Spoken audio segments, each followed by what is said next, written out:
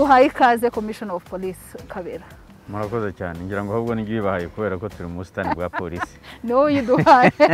Urakoze kuduha ikaze. Nayahe masomo make umuntu yakwigira kuri crisis communication waba wowe ku giti cyawe warize muri uru rugendo rwo kurwanya icyorezo coronavirus? Irya mbere nuko nabonye iryo tumanaho cyangwa communication byampaye kuyumva no kwibona mu buryo butari busanzwe kuko nari nsanzwe nyizi. Icya kabiri no kureba ibibazo biriho ugakora communication ijyanye nabyo kandi nabwo ku buryo bwihuse.